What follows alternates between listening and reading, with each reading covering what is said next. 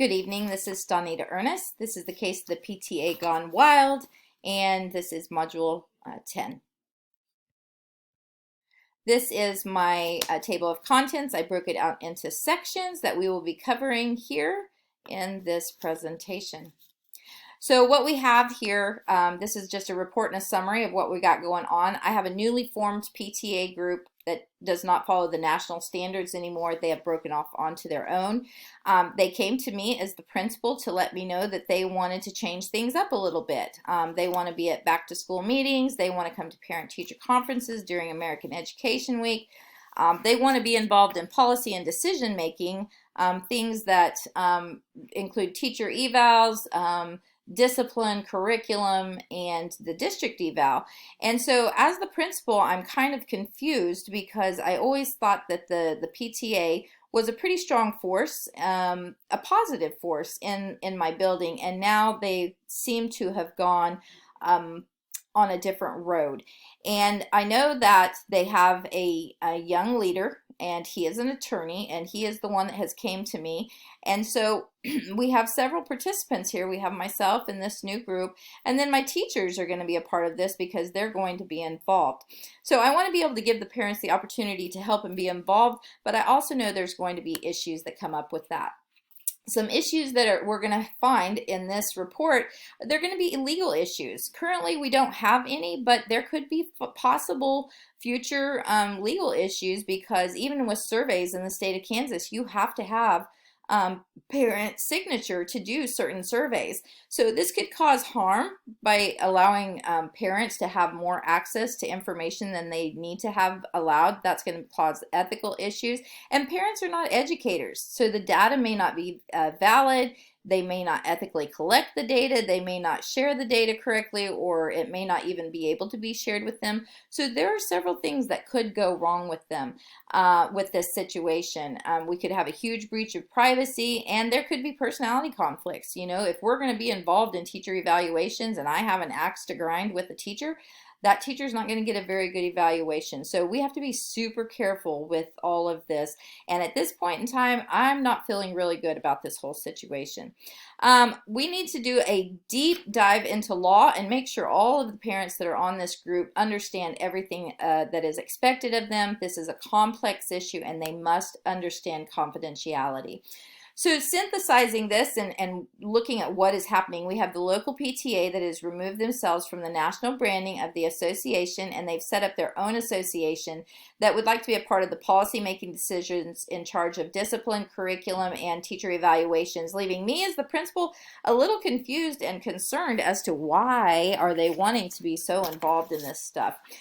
So I do know that families do need to be involved. They need to have certain situations that they can come alongside the school and be involved in, but some of those things we're not going to be able to allow them to because of things that I just mentioned before.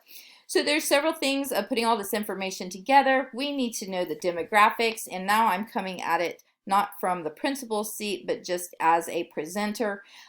We need to know what data and assessments they're wanting to use. Is this a rural or suburban school, the size of the school, the socioeconomic status, and past issues that they've had.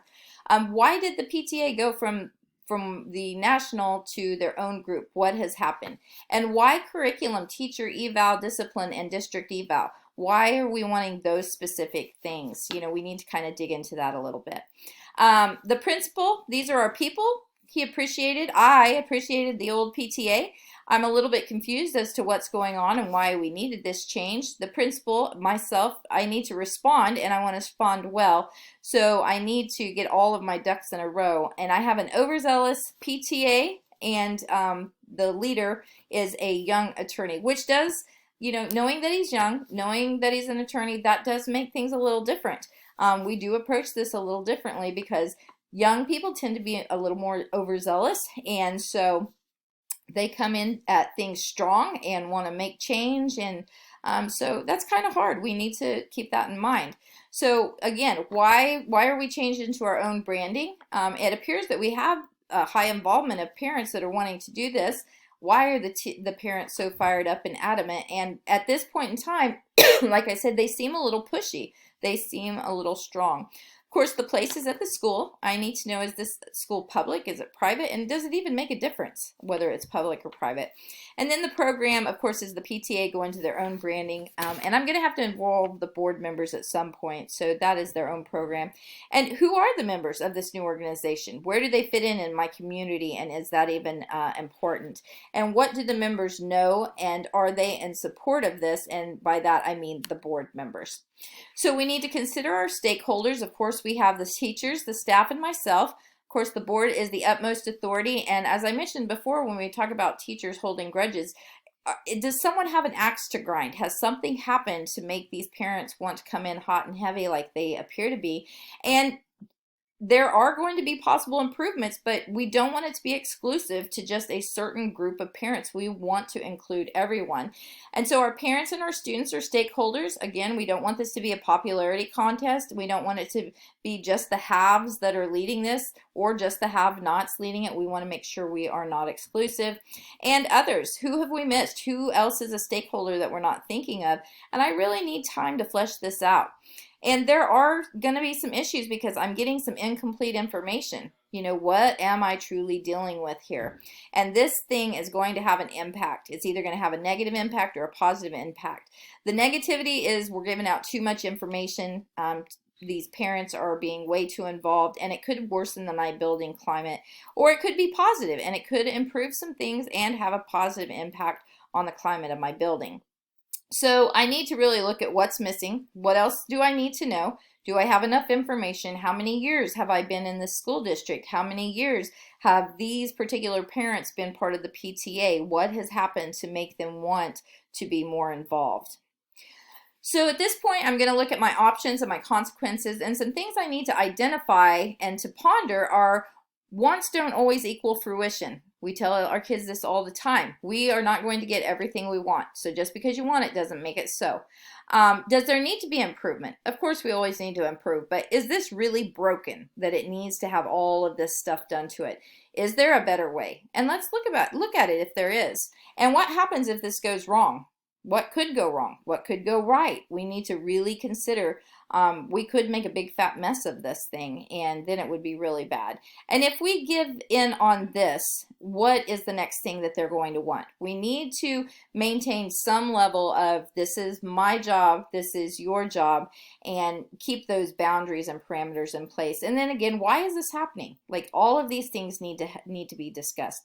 So here we go. I need 3 choices. Number 1, I'm going to hold my ground and not budge. I'm going to keep doing it the way we've always done it because that's the way I like it and it feels comfortable. Number 2, I'm going to give the new group their way and I'm going to throw my hands up and say, have at it and do whatever you want, which is not a good idea at all. Number 3, I'm going to spend some time on the topic. I'm going to form a committee or a focus group. I'm going to invite other parents, make sure everyone knows it's open to them, and then I'm going to compromise. I'm going to come up with some ideas that work for them. I'm going to come up with ideas that work for us, and then we're going to all get along, and it's going to be a fabulous year. So these are my pros and cons, and when I go through and evaluate them, my pros, improvement may come. We're going to see improved behavior in academics. We're going to have a community that feels heard. Parents are going to be involved, and more rapport between teachers and parents are going to be built. It's going to be fabulous. But then there are cons. Teachers are not happy because parents are too involved. Too much info is out in the community of what's going on in the school. There's too much pressure on parents to be a part of the school that they just don't have time. They're working too much. And then, of course, we always have those legal and ethical issues that are going to arise. So the best option, I'm going to choose my best option, and I'm going to go with option number 3.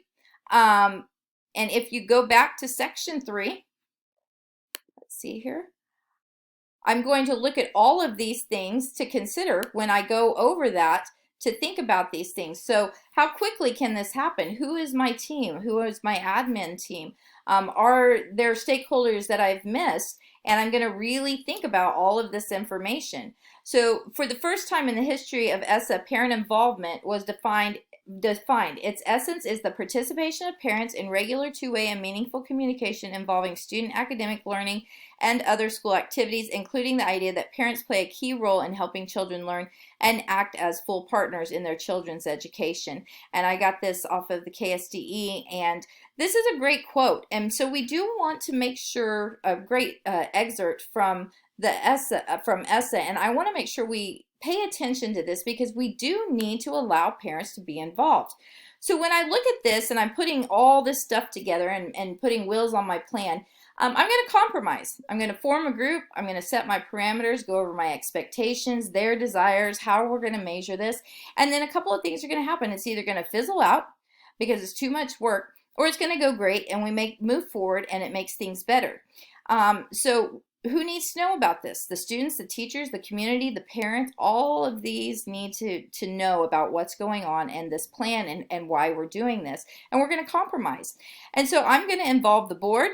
If by chance this goes awry, I'm going to let them know, like, hey, this is what they want. We tried, my plan to get them involved, but it didn't work. So then we're going to bring the board in and just really try to flesh this out and help everyone. We're going to visit other groups in which this has worked. We're going to visit with other schools, and we're going to do some more research.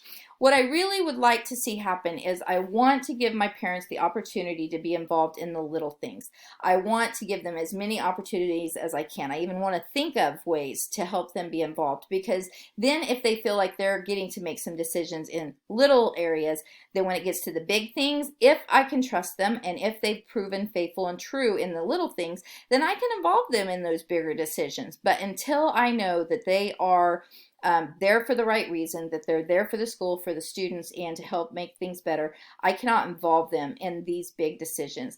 At first, I was really kind of opposed to this whole deal when I first started reading this scenario at the beginning of the 8 weeks.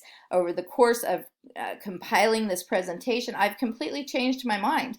And I really, really think that we can depend on our parents and we can actually utilize their skills in some of the things that they got going on.